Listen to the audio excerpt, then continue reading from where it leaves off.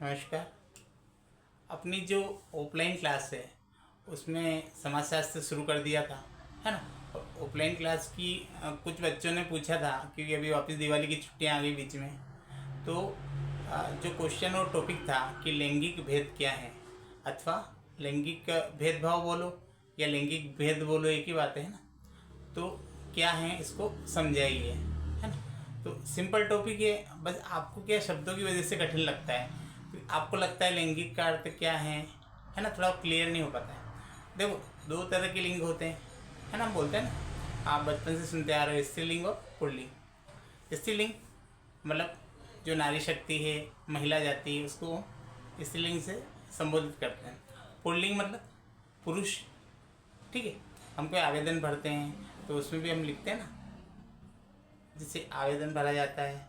कई तरह के आवेदन होते हैं, एप्लीकेशन भरते हैं, तो उसमें आता है एक लिंग लिखा रहता है ना। तो वहाँ पे पुरुष या महिला लिखा जाता है ना। तो पुरुष होते हैं, पुरुष लिखते हैं। जो लड़कियाँ महिलाएं होती हैं, महिला फिल करती है, ठीक है। अब अपना टॉपिक एक लैंगिक भेदभाव क्या है। तो लैंगिक पहचान के आधार पर, लैंगिक पहचान के आधार पर जो भेदभाव होता है, फिर से सुनना, कि लैंगिक पहचान। अब लैंगिक पहचान तो ही, जैसे हम बोलते हैं कि लड़का है, ये लड़की है, ये महिला है, ये पुरुष है। तो ये लैंगिक पहचान तो है ना।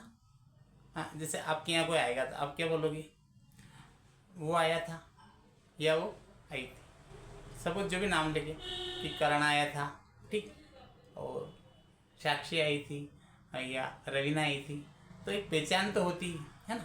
हाँ, लैंगिक आधार पर अपन पहचान के आधार पर ही बात करते हैं ना, कि वो अच्छा लड़का है, वो अच्छी लड़की। तो लैंगिक पहचान तो है ही सही, ये प्रकृति द्वारा प्रदत्त है, प्रकृति से ही जन्म जाते हैं, ठीक। लेकिन अब इसमें समस्या कहाँ आती है कि अपने भारत में अपन देखो तो एक गड़बड़ शुरू से ही है, शुरू से ही गड़बड़ है। क्योंकि अपने यहाँ संतुलन नहीं बैठ पाता है, संतुलन नहीं बिठा पाते हम लोग क्या करते हैं, एक तरफा चलते हैं, एक वन साइड, एक तरफा ज़्यादा चलते हैं, उससे दिक्कतें आती हैं। जैसे आपने महसूस किया होगा कि थोड़ा पहले के ज़माने में जाओ, तो पहले के ज़माने में हम देखेंगे तो जो लड़के थे, है ना, और लड़कों के जो पिता होते थे, वो एकदम चलते थे तनकर तनकर चलते थे, एकदम दादागिरी से, कि अब लड़के वाले हैं अपन तो, है ना। और लड़की वालों से दहेज मांगना, उनसे कुछ भी डिमांड करना, उनको दहेज में कार चाहिए, कलर टीवी चाहिए, कुछ भी मांग करना। तो ये चीज़ें थी। पर अभी आप देखो, देखते देखते क्या टाइम आ गया, अभी ये पासा पलट गया है। अब क्या हो गया, अभी इस ज़माने में, आज की तारीख में, आज के ज़माने में बात करें तो अभी लड़कियों की वैल्यूएशन ज़्यादा बढ़ गई है ना। अब आप देखो, लड़की के जो पिता हैं, एकदम लड़के का पिता, जी हाँ हाँ हाँ, नमस्कार। तो वो थोड़ा झुक गया है। अब ऐसा क्यों हुआ है, उसके बहुत सारे कारण हैं, पर अब ऐसा हुआ है, देखो, है ना। ये आप भी मानोगे ऐसा हुआ है कि पहले, कुछ टाइम पहले आप देखो तो लड़के लोगों का वर्चस्व था, उनके पिताजी का, खानदान का पूरा दबदबा होता था। लेकिन अभी क्या हो गया, अभी ये चीज़ लड़कियों का दबदबा हो गया है, उनके परिवार का, उनका प्रभुत्व हो गया। अभी बदलाव क्यों आया, ठीक, वो हम समझेंगे। लेकिन अब इसके ऊपर एक कविता भी मैंने लिखी थी, जो मैं कवि सम्मेलन में सुनाता हूँ। अब क्या है, प्रसंगवश कोई कविता याद आती है, तो जब कोई टॉपिक ऐसा निकलता है ना, और मैं संयोग से कविताएं भी लिखता हूँ, आपको पता ही है, कवि सम्मेलन में सुनाता हूँ। तो ऐसी कोई, हालांकि सुनी होगी आपने, क्योंकि मैं सुनाता रहता हूँ, पर वो टॉपिक ऐसा आया है लैंगिक के भेदभाव का, तो एक कविता आपको सुना देता हूँ, क्योंकि बिल्कुल इसी से जुड़ी हुई है जो हम बात कर रहे हैं, बिल्कुल उसी से जुड़ी हुई कविता है। जिसे हम बात क्या कर रहे हैं कि पहले के ज़माने में क्या था, लड़कों का ज़्यादा महत्व था, उनको इम्पोर्टेंस मिलती थी। अभी क्या हो गया है, अभी लड़कियों को महत्व दिया जाने लगा है, ठीक है। इसके ऊपर मैंने एक थोड़ा सा सोच के ऐसा लिखा है कि अभी चलो देखो, आप देखो, कोई भी बात करता है तो लड़कियों के बारे में, कोई गवर्नमेंट योजना निकालती है ना, सरकारी योजना है, तो लड़कियों के बारे में है, उनको बेनिफिट मिलता है, मतलब उसका लाभ मिलता है ना। आरक्षण है तो लड़कियों के लिए आरक्षण ज़्यादा है हर जगह, और बहुत सारी सुविधाएं जो लड़कों के लिए नहीं है। तो वो सोच रखकर मैंने उसी सोच के साथ थोड़ा सा मैंने एक कविता लिखी थी जो मैं सुनाता हूँ, तो आपको सुना देता हूँ। मतलब इसमें मैंने इस फील के साथ लिखी थी कि जो लड़के हैं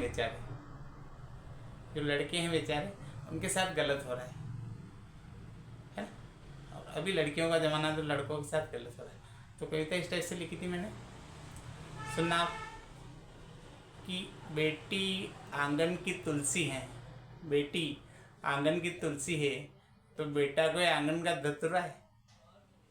बेटी आंगन की तुलसी है तो बेटा कोई आंगन का धतूरा है, और बेटी है तो कल है, बेटा कोई जंगल का फल है। बेटी है तो कल है, बेटा कोई जंगल का फल है। और सरकार बोलती है बालिका पढ़ेगी देश बढ़ेगा। मैं पूछता हूँ बालक पढ़ेगा तो क्या देश खड्डे में पड़ेगा? बालक पढ़ेगा तो क्या देश खड्डे में पड़ेगा? जिस दिन पाकिस्तान और चीन छाती पे चढ़ेगा, जिस दिन पाकिस्तान और चीन छाती पे चढ़ेगा, उस दिन मालूम पड़ेगी ज़रूरत बालक की पड़ेगी। क्योंकि सीमा पर बंदूक लेकर बालक लड़ेगा, उस दिन मालूम पड़ेगा ज़रूरत बालक की पड़ेगी। इसलिए बालिका को भी पढ़ाओ, बालक को भी पढ़ाओ। कुल मिला के आप बैलेंस बनाओ, कुल मिला के आप बैलेंस बनाओ, मतलब संतुलन बनाओ। ठीक, तो अब ये मैंने इसी को ध्यान में रखकर लिखी थी कविताएं कि ऐसा समाज में होने लगा है। ठीक है, लेकिन अभी जो अपना क्वेश्चन है वो क्या है कि लैंगिक भेदभाव क्या है ना। तो इसमें इतना ही आपको मेन बात ये ध्यान रखनी है कि लैंगिक पहचान के आधार पर होने वाले भेदभाव को हम लैंगिक भेदभाव कहते हैं। लैंगिक पहचान के आधार पर होने वाले भेदभाव को हम लैंगिक भेदभाव कहते हैं। जैसे हम देखते हैं कि प्राचीन भारत में भी होता था, है ना, कुछ हद तक अभी भी होता है कि जैसे घर वाले भी क्या है कि लड़कियों को कुछ अलग काम बोलते हैं कि जैसे आप घर का काम है तो आप कर लो, है ना, छोटा मोटा कोई ड्राइंग का ऐसा कोई पेंटिंग बनानी है, जैसे अभी दिवाली के टाइम पे रंगोली बनाते हैं। कुछ ऐसे काम है कि बर्तन साफ करना है तो लड़की को बोल देते हैं, झाड़ू लगाना है पोछा लगाना है तो लड़की को बोलते हैं। लड़के लोगों से ऐसे काम नहीं बोले जाते हैं, है ना। अब इसका मतलब ये नहीं कि वो फ्री है तो मस्त है बेचारे, उनके अपने दुख हैं, उनके अपने दुख है, वो अपने दुख से दुखी है। उनको फिर जिम्मेदारी होती है, उनको थोड़े हार्ड एंड फास्ट काम करने पड़ते हैं, उनको फिर काम थोड़े लोडेड करने पड़ते हैं, है ना। जा तुम ये ले जाओ अनाज पिसा के लिया, ठीक है, चाहे थोड़ा खेत पे वो काम करके आ, तो उनको थोड़ा लोडिंग काम करना पड़ता है, मेहनत करनी पड़ती है। तो ये तो काम बांट रखे हैं और इसमें कुछ गलत भी नहीं है, क्योंकि प्रकृति ने जो बनाया है तो प्रकृति ने भी कुछ अंतर तो रखा है ना। ऐसा नहीं कि लड़के और लड़की को या पुरुष और महिला को प्रकृति ने एक जैसा बनाया, नहीं बनाया, अंतर रखा है।